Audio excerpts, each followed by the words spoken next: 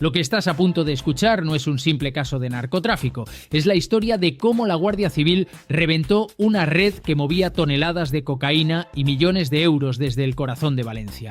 Un operativo milimétrico planeado durante meses que acabó con la caída de una organización que creía ser intocable. Detrás de cada caja, de cada furgón, se escondía algo mucho más grande: poder, corrupción y dinero sucio. Quédate hasta el final porque te vas a quedar de piedra cuando descubras cómo la Guardia Civil desmanteló uno de los golpes más audaces del narcotráfico europeo. Antes de seguir, suscríbete y activa la campanilla para no perderte ninguna de nuestras investigaciones. Todo comenzó con una llamada y nadie volvió a dormir igual. Era medianoche cuando un registro rutinario en el puerto de Valencia terminó en algo fuera de control. Un contenedor declarado como productos orgánicos emitía un olor extraño. El funcionario que lo revisaba no estaba seguro, pero algo no encajaba. Minutos después, la UCO ya estaba en marcha. A esa hora, el puerto dormía. Pero dentro de un almacén gris, entre luces parpadeantes y ecos metálicos, los agentes descubrieron una escena que heló la sangre. El contenedor venía de Sudamérica,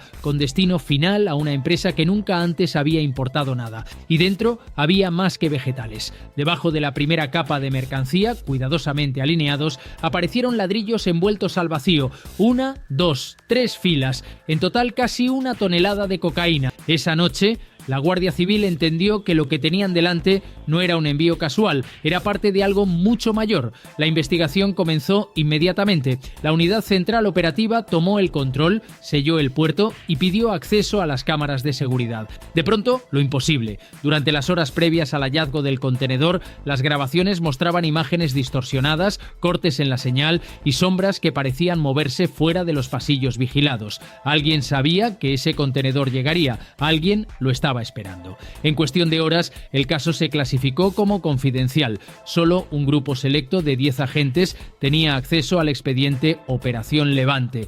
El nombre no era casual. Representaba la dirección del viento que en Valencia anuncia tormenta. Y justo eso estaban por desatar. Los primeros indicios apuntaban a una empresa de logística que actuaba como intermediaria. Sus oficinas, discretas, ubicadas en un polígono del extrarradio, presentaban facturación millonaria pero sin producto real. En apariencia era un negocio limpio, pero cuando la UCO comenzó a analizar sus transferencias, todo cambió. Varias facturas coincidían con fechas de llegada de barcos procedentes de América, cuentas abiertas en paraísos fiscales, pagos triangulados y movimientos en criptomonedas, una estructura diseñada para lavar dinero a gran escala, y al frente un nombre que hasta entonces había pasado desapercibido: Ricardo Heras, empresario del sector logístico con contactos políticos y una reputación intachable. El capitán del operativo lo dijo con una mezcla de rabia y suspicacia: este tipo no mueve cajas, mueve imperios. Mientras tanto, los agentes infiltrados empezaron su trabajo. Un investigador se hizo pasar por inspector portuario, otro por técnico de mantenimiento. Cada noche observaban los movimientos de los camiones, las rutas, los horarios. Los hombres de Heras eran cautos, no usaban teléfonos personales, no hablaban en público y todos vestían igual, pero cometieron un error. Uno de ellos olvidó cerrar la puerta de una oficina durante un registro rutinario. En el escritorio, un papel con números y un nombre escrito a mano: Malaca 8. No era una persona, era un barco, un carguero que en ese momento cruzaba el Atlántico rumbo a Valencia. La tensión creció, el reloj corría, el mar se acercaba y dentro de ese carguero viajaba la pieza que faltaba del rompecabezas. La Guardia Civil sabía que no podía actuar antes de tiempo, necesitaban conocer toda la red: quién compraba, quién distribuía y quién protegía desde dentro. Porque sí, había complicidad interna. Un funcionario portuario ya había desaparecido y los registros mostraban que había manipulado el sistema de aduanas pocas horas antes de la llegada del primer contenedor. El capitán reunió a su equipo esa noche. Con mapas extendidos en la mesa y luces apagadas, cada agente tomó su rol. Uno lo llamó el tablero de ajedrez del Levante, y allí, entre movidas calculadas, planeaban interceptar el siguiente envío. La operación se encontraba en su punto crítico. Fuera, la madrugada caía pesada sobre el puerto. El viento levantaba el polvo y las cámaras ocultas entre contenedores enviaban imágenes en directo a la base. De pronto, una figura con chaleco oscuro apareció en pantalla, revisando los sellos de los contenedores recién llegados. El operador de cámara avisó: objetivo en movimiento, coincide con perfil número 3, seguirlo.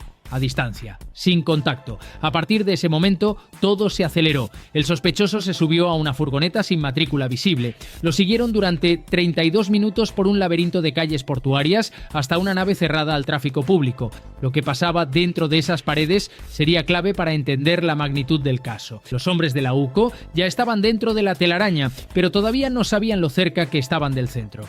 La parte final de la primera fase fue decisiva. Los agentes detectaron un segundo contenedor vinculado a la misma empresa. Esta vez, el envío declaraba maquinaria industrial, pero al analizar la documentación, algo llamó la atención. El peso no coincidía. Había 600 kilos de más, y en operaciones como esta, el exceso suele tener nombre y precio. La Guardia Civil preparó el seguimiento del cargamento desde su llegada. Era ahora o nunca. El capitán sentenció: cuando ese contenedor toque tierra, se acabó el juego. Valencia contenía el respiro, nadie lo sabía, pero estaban a punto de descubrir el mayor laboratorio de cocaína del Mediterráneo. Suscríbete y activa la campanilla, porque te mostraremos cómo la UCO ejecutó un operativo milimétrico que capturó a toda una red internacional en cuestión de horas. Lo que viene es pura adrenalina. Durante semanas, la Operación Levante avanzó en silencio. Mientras el puerto seguía con su vida normal, la UCO montaba un operativo invisible que se extendía por 3 provincias. Todo dependía de un único movimiento: seguir el segundo contenedor sin alertar a nadie. El carguero Malaca 8 llegó a Valencia bajo un cielo gris a las 6:13 de la mañana. Los agentes ya estaban allí, escondidos entre grúas y depósitos de carga. El contenedor fue descargado como cualquier otro, pero esa caja de metal llevaba dentro algo más que maquinaria. Lo que nadie veía era que la furgoneta que lo esperaba a la salida pertenecía a una empresa controlada por la propia red. Unidad Alfa, confirmamos contacto visual, no intervenir aún, recibido, seguimiento activo. La furgoneta tomó rumbo hacia el polígono, donde la UCO ya había infiltrado una pequeña cámara térmica en uno de los postes. Desde allí, cada movimiento quedaba registrado. A las 7:42 el vehículo entró en la nave, puerta cerrada, silencio absoluto. En ese instante se activó la siguiente fase, Operación Espejo. El capitán explicó el plan en una reunión breve. Vamos a dejarlos trabajar, queremos ver a todos los implicados. Hoy no busco detenciones, busco la red completa. Dentro de la nave, los objetivos comenzaron a moverse. Imágenes obtenidas desde un dron mostraban hombres descargando maquinaria y debajo paquetes fuertemente sellados. La UCO no necesitaba más pruebas visuales, pero el capitán quiso algo irrefutable: comprobar cómo y dónde almacenaban la droga, y eso implicaba entrar. A las 23 horas, 3 vehículos sin matrícula se posicionaron alrededor del complejo. Los agentes encubiertos llevaban horas sin hablar, solo respiraban. Confirmamos presencia de 4 sospechosos dentro. Autorización para acceder en 10 minutos. Copiado, tiempo de espera. Las puertas metálicas del almacén se abrieron lentamente. Por un instante el silencio fue total. Después, el sonido de los pasos se mezcló con la lluvia que empezaba a caer. La UCO entró, luces encendidas, armas listas, respiraciones contenidas. Guardia Civil al suelo, 3 hombres se rindieron. Uno intentó escapar por una puerta lateral.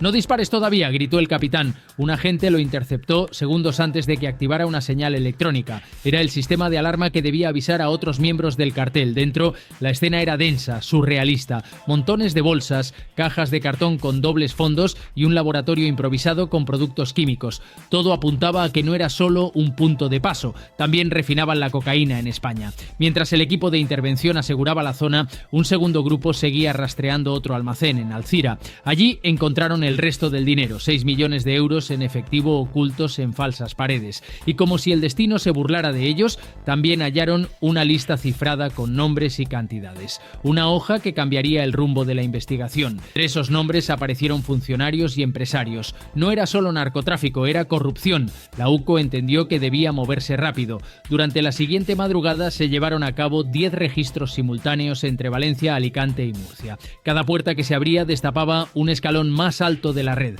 Uno de los agentes recordaría años después aquella noche como una tormenta perfecta. Las comunicaciones eran constantes, con código rojo activado, objetivos confirmados, equipo 2, avance. No hay resistencia. Sujeto principal localizado, repito, líder visualizado, Ricardo Heras, el empresario detrás de la fachada logística, fue detenido sin oponer resistencia. Cuando los agentes irrumpieron en su vivienda, lo encontraron de pie en su despacho, observando el puerto desde la ventana. Simplemente dijo: tardaron más de lo que pensaba. Después sonrió. Esa imagen quedaría grabada en todos los que estaban presentes. Al alba, la operación había terminado. Más de 1 tonelada de cocaína incautada, millones en efectivo confiscado confiscados y una estructura completa desmantelada. El informe final ocuparía más de 400 páginas. La Operación Levante se convirtió en una referencia internacional. Pero para quienes la vivieron fue algo mucho más humano. El miedo, la tensión y la certeza de que un solo error podía haberlo destruido todo.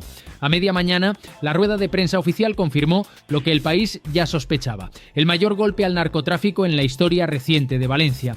Pero tras los aplausos quedaban los cabos sueltos. Durante el análisis del material incautado, encontraron un disco duro externo con comunicaciones encriptadas, fechas, coordenadas y algo más inquietante: transacciones con empresas registradas en América y el norte de África. La red seguía viva, solo había perdido una cabeza. El capitán lo resumió en silencio con una frase que nadie olvidó: cortamos la rama, pero no el árbol. Lo que la Guardia Civil había descubierto no era el final, sino el principio de un sistema oculto que movía dinero y poder a la sombra de los puertos europeos. Antes de pasar al desenlace, suscríbete y activa la campanilla, porque el final de nuestro documental revela lo que nadie mostró en los noticiarios: los juicios, los intereses ocultos y la verdad detrás del poder.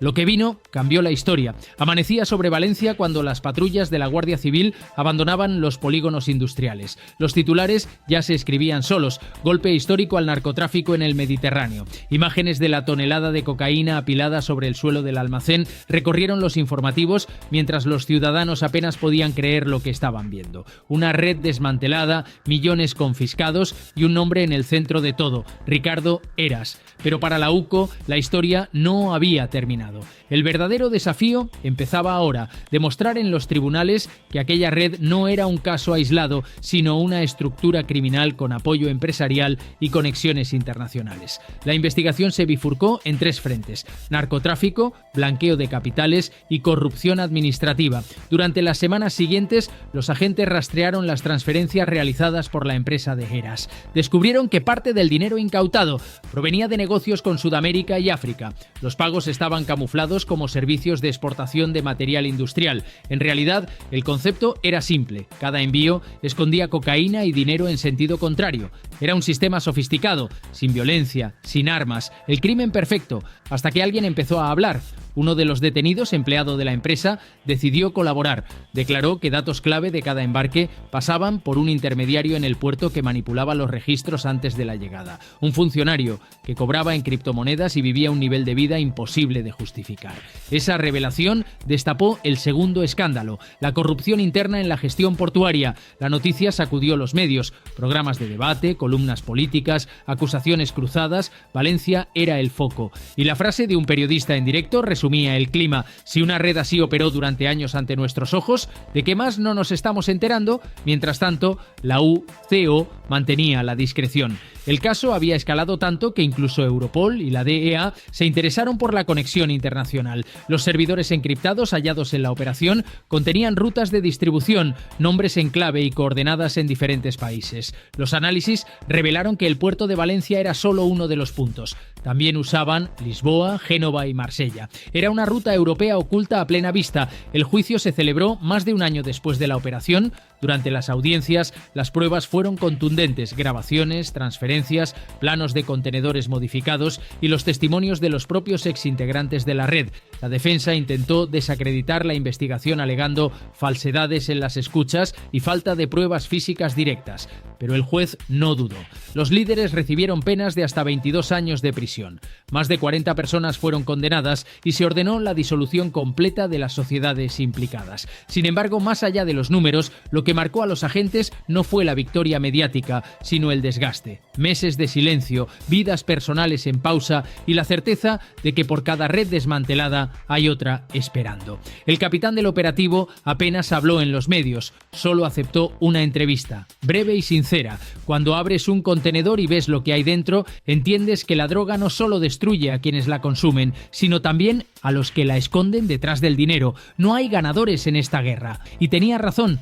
porque el silencio también pesa, incluso cuando todo parece haber terminado. En los meses siguientes, la Guardia Civil reforzó su presencia en el puerto, nuevas tecnologías, nuevos protocolos y una red de vigilancia que combina inteligencia humana e inteligencia artificial. La Operación Levante cambió la manera en que España combate el narcotráfico marítimo. Ahora cada contenedor sospechoso es escaneado, cada empresa analizada, cada ruta estudiada con precisión quirúrgica. A nivel internacional, la operación fue reconocida como modelo de cooperación policial, pero dentro del cuerpo, los agentes sabían que la paz es temporal, porque el narcotráfico nunca desaparece, solo muta. Bajo la apariencia de normalidad, el crimen espera su momento, y cuando lo consigue, vuelve con más fuerza, con nuevas rutas, con nuevos nombres. Silencio. Cada tonelada incautada es más que un número, es una historia truncada, una familia destruida y una vida salvada. Y mientras exista la codicia, la Guardia Civil seguirá ahí, en la sombra, esperando la próxima llamada. Porque la verdad siempre deja rastro. Suscríbete y activa la campanilla para seguir descubriendo las operaciones reales que marcaron la historia de la UCO. Nos vemos en el siguiente episodio. Un saludo desde Operación Alfa.